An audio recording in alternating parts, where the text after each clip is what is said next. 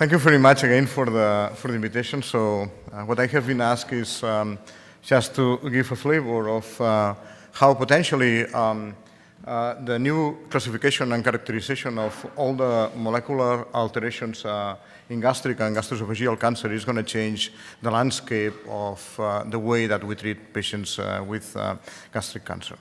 So basically, these are my disclosures, and as a matter of introduction, we all know that gastric cancer and gastroesophageal junction cancer continues to be a very important disease, the fifth most common malignancy and the third cause of death worldwide. And unfortunately, most of the patients actually present with advanced disease, or they will recur after radical surgery. So it continues to be a high tumor burden, a high burden situation for the worldwide health. So basically, as also a matter of introduction, we have very few options for treating patients with advanced disease. Chemotherapy has demonstrated a clear role, especially combinations of platins and fluoropyrimidines in the first line, and in the second line, more recently, taxanes or irinotecan. And related to targeted agents, we know the clear situation for the HER2 new population that actually responds to trastuzumab, and this is a standard of care in treating patients in the first line setting, and also the availability of ramucirumab, an anti-angiogenic agent, either as a single agent or in combination with paclitaxel. But certainly, we still have very few options for treating patients with gastric cancer and gastroesophageal junction cancer. And perhaps part of the reason for that is that we have not looked in detail at the real characteristics of the disease, thinking that this is mainly an homogeneous disease, and actually this is not the case. And if we look at the more pathological data, actually we can realize that even in this distribution of gastroesophageal junction cancer and gastric cancer, actually there are very different areas of the disease. Also, we know that the ethnicity poses some challenges, especially in looking at the survival and the different subtypes of patients, comparing eastern countries versus western countries. And also some features according to the etiology and the epidemiology of the disease. Most of the patients actually have sporadic cancer, but actually there are some patients that have either familial aggregation or some real hereditary cancers, as it was discussed yesterday afternoon. And also finally, we have been working a lot during more than 70 years on the variants of histology for gastric cancer, including intestinal and poorly cohesive. So obviously, all these concepts make a plethora of different situations where, based on the host susceptibility for the patient, but also the environment and the different molecular features that different patients may have, this evolved to gastric carcinoma. So clearly, it's very difficult to set up an homogeneous way of looking at the disease. And as mentioned before, one of the first classifications that we have been using over the time related to the pathological characteristics, and in this particular setting we had either tubular papillary carcinomas according to the WHO classification, or intestinal carcinoma according to the Lauren classification. Basically, these are tumors that affect mainly at the old population, mainly males, but the incidence of these actually tumor types is decreasing over time. On the contrary, we have also the poorly cohesive or signet ring carcinoma population according to the WHO classification, or the diffuse carcinoma according to the Lauren classification. And these tumor affects, usually to a younger population, mainly females. Some of the patients actually have some familial or hereditary condition, and mainly these tumors metastasize as a first step, not the only step, but the first step into the peritoneum. So even in considering this, only these two subsets of patients, actually we can look at some of the data that has been published before, negative data in this case of bevacizumab in the ABAGAS study.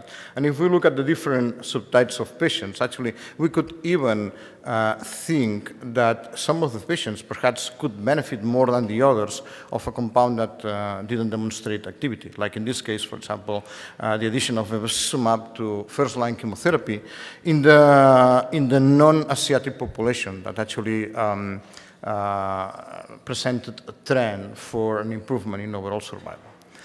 So in looking at the complexity of the disease, one of the first classifications or works that introduced different populations in the field of gastric cancer was done by the group of Patrick Tan in Singapore. And in looking at the huge number of patients at that time point, around 200 patients, they were able to realize or to show that approximately 1/3 of the patients with gastric cancer had amplifications either of the tyrosine kinase receptors of the HER family, like EGFR, HER2, but also MET and FGFR, or KRAS amplifications. And you can see that the patients that actually bear this kind of amplifications, the survival was lower compared to the population of patients that didn't have these amplifications. Based on this, actually, some of the compounds that we have directed to tyrosine kinase receptors have been developed in gastric cancer. And you are very familiar with the trastuzumab data, with the seminal TOGA study, where very strongly demonstrated that the addition of trastuzumab to standard chemotherapy with cisplatin and fluoropyrimidine improved overall survival with a hazard ratio for the global population of 0.74.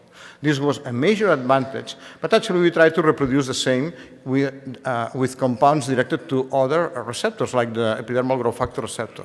And in this particular case, we failed. And the reason why we failed is because we didn't select the patients for EGFR upregulation or amplification. Actually, all patients, all comers were included in these trials, and by abrogating the signal of EGFR, we didn't demonstrate any advantage in overall survival.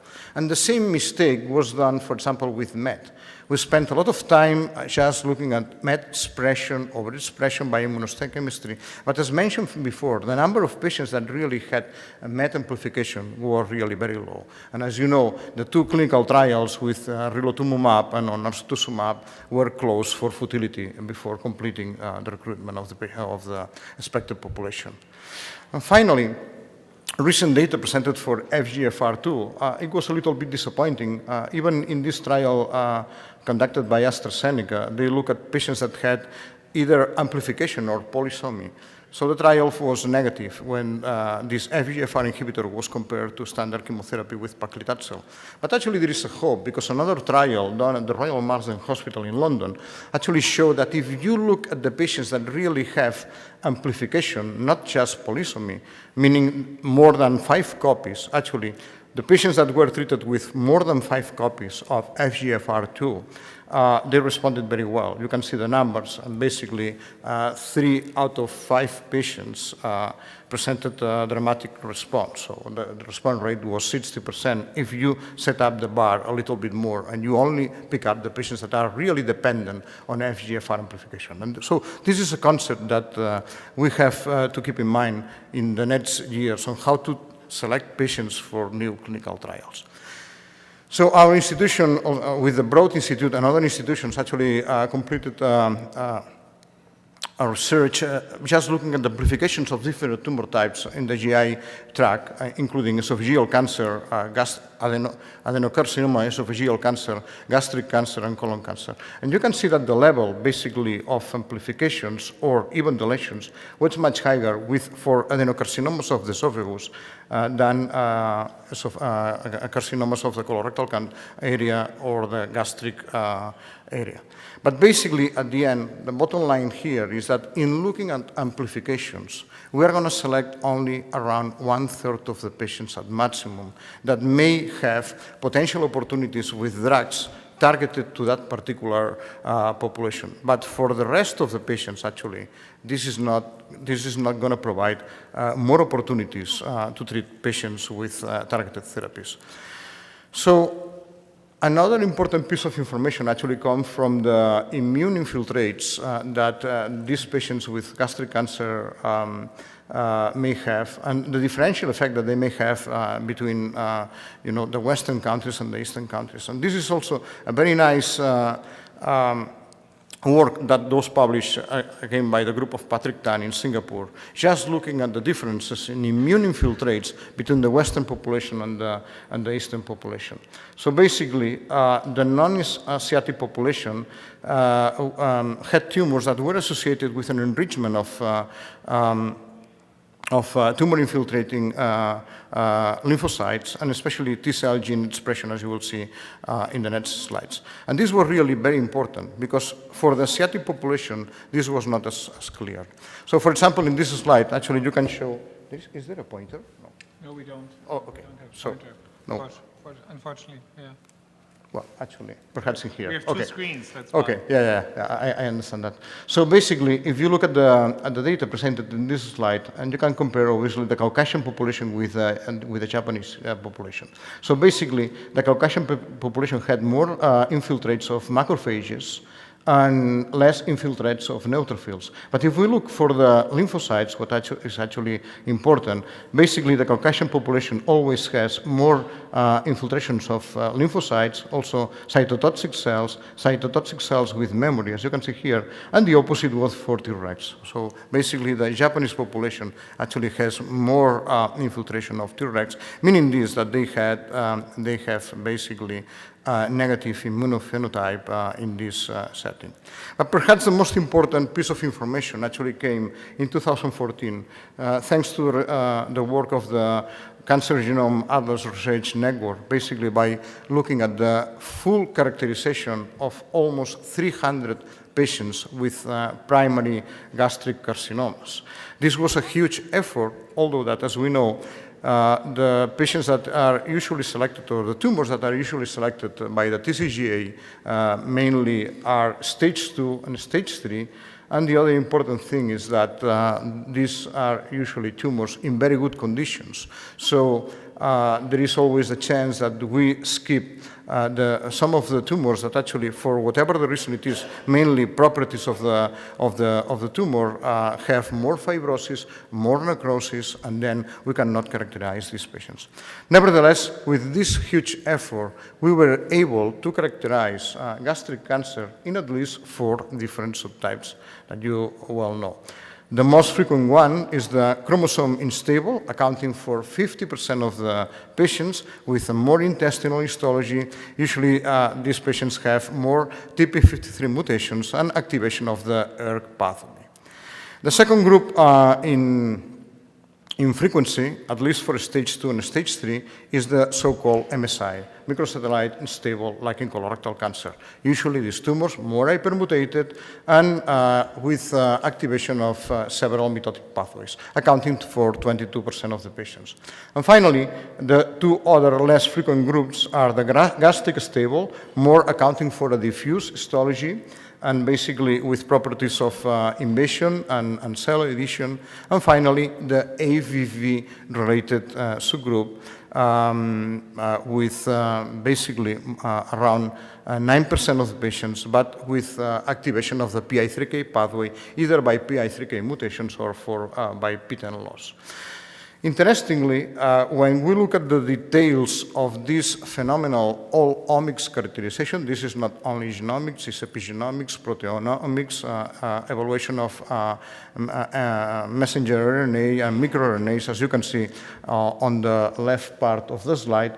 Basically, what is important here is that the 4 different subtypes actually have different properties. So, for example, if you relate this to the clinical characteristics, actually the genome stable population is the one that has more diffuse histological subtype. And all the different groups are seen more frequently in the male population, except for the MSI population that is more seen in the female population. Importantly, as we discussed also yesterday, if you look at the load of mutations, and remember that the load of mutations sometimes relates very well to the potential opportunities to develop an active and positive immune phenotype directed to the disease. Basically, as expected, the MSI population is the one that has the higher load of mutations, followed by the AVV. This is especially important because one of the slides that was mentioned, introduced yesterday also, if you look at the different tumor types looking for the load of mutations, actually you can see that both esophageal carcinoma, adenocarcinoma, and gastric adenocarcinoma are very well situated to the right side because the median is quite high. But there are always some tumors that actually have a higher load of mutations than the others. And these were the tumors that I mentioned before in the previous slide. Another important aspect, yesterday we discussed a lot whether PD-L1 expression was an important marker or not. Remember that when we look at PD-L1 expression, we usually look at that by immunohistochemistry, and there are always some challenges by introducing immunohistochemistry techniques. In this particular study, thanks to the TCGA data, basically we could look at the expression of PD-L1 and PD-L2 by another more robust surrogate that is mRNA expression, so the expression of mRNA related to these two proteins. And as you can see here, the expression of PD-L1 and PD-L2, as expected, was higher for the MSI population and for the AVV population. Even the AVV population, the load of mutations is not as high, but they generate new neoantigens. So that's the reason why PD-L1 expression is so frequent in these two subtypes, and the same for PD-L2. For AVV and MSI, you can see here that the expression of mRNA is really very high. So it's an alternative, probably more complicated way to look at the real expression of the protein by looking at the expression of the mRNA, but probably more realistic and subjected to less serendipity and variability, like an immunohistochemistry technique. Finally, just not to bother you, it's important for this important piece of information from the TCGA, the authors actually evaluated how the different signaling pathways, including the tyrosine kinase receptor pathway and the ERK pathway and the PI3K pathway, were dysregulated in the different subtypes. Most of the patients, actually, as mentioned before, especially for the chromosome unstable population, had amplifications of some of these receptors or downstream signaling proteins, but also some patients, especially for the PI3K and PTEN, had mutations rather than amplifications. And in this way, you can construct a model where, according to the different subtypes, the AVV, the MSI, the genome stable, and the chromosome stable, you can see that there are different signaling pathways that are dysregulated, either activated or downregulated. For example, if we look at the PI3K pathway, actually we can see that either AVV or the MSI have either amplifications of PI3K or PTEN loss. So basically this pathway, it's highly activated in these two subtypes. So this is a model on how we could actually look at new agents just in looking at the right population that we should include for the pivotal trials where these compounds are characterized. Unfortunately, the results of the TCGA study did not correlate with different outcome. Remember again, select population for the characteristics of the tumor and also because they were stage 2 and stage 3. But unfortunately, this does not translate to different outcome either for overall survival or for relapse-free survival in this particular population. Also, at the same time, actually a little bit later, another classification was introduced by the Singapore colleagues, also this led by Patrick Tan and Amit Agarwal. So basically, in this group, in this report, the authors characterized a total of 300 patients from Asiatic origin, also with full omics evaluation. And in this particular case, as you can see here, basically they did the same approach, so just looking at the MSI population first of all, so we have the same microsatellite and stable population, and then the others were characterized as microsatellite stable. And in this particular case, in this population, they could figure out another subgroup of patients that have mesenchymal properties, like in other tumor types, for example, colorectal cancer. And for the others, the microsatellite stable that had more epithelial properties, they divided them between those tumors that had TP53 mutations and those tumors that were full active TP53. And basically, they did this characterization in the group of tumors that they look for, a total of 300, but also in 2 other cohorts. So you may realize that actually these are 2 different classifications. So one relates more to the instability of the chromosomes and the microsatellites, and this other one, actually for the stable tumors, relates more for mesenchymal properties or epithelial properties. Actually, what the authors did is that they tried to look at how the samples, for example, of TCGA behave with this different classification that they propose. And actually, it seems that for most of the patients, the classification with the Asian Cancer Research Group fit very well with the TCGA samples. Nevertheless, in this particular case, actually, with a very robust power, they were able to show that, according to the molecular characterization, actually they could provide prognostic features of the different subgroups. And as you can see here, this is the data from these 300 patients of the ACRG group from Singapore, and you can see that, as expected, the population that does better is the microsatellite unstable, as in other tumor types. And the population that does worse is the EMT, the mesenchymal population. And this was replicated in different cohorts. This is another cohort from Asia, ACMSC2, the Singapore cohort, another cohort, the TCGA data, and all these cohorts were merged in these 2 final graphs. And you can see here that the power of this classification, just to show different prognostic features, is really very strong. So probably this is the kind of classification that it's going to be more developed in the future, and it's going to be used for molecular characterization.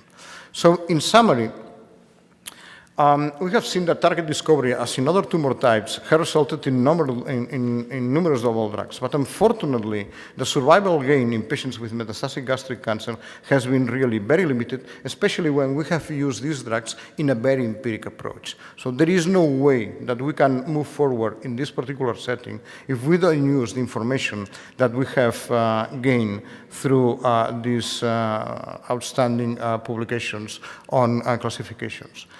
So basically, for this genomic characterization in gastric cancer has identified at least 1 druggable alteration. This is very clear for HER2. I'm still a little bit optimistic that we could do a little bit better, both for MET and FGFR, but definitely we have to select only those patients that have real dependence on the amplification of the tumors. So far, the clinical success has been only shown in the HER2 population, but at least with this large collection of gastric cancer samples and the gene signatures that have been generated by the TCGA and the ACRG, we have identified 4 different subgroups with different characteristics, with different traits and prognostic implications, but unfortunately, with the 2 classifications, these subgroups are not fully coincident. Obviously, as mentioned before, this characterization provides us potential opportunities to define which are the patients that may benefit more from particular targeted therapies. And obviously, in order to do that, we need strong, rational, science-sound experiments that really provide useful information to evaluate this in the clinics. And don't forget that this is always a static snapshot, and the disease, unfortunately, is not static, it's dynamic. So we have always to realize that we need more dynamic information coming from sequential biopsies, coming from CTCs, coming from circulating DNA, that may provide us information on how the disease evolves over time, especially under stress of targeted therapies. Thank you very much.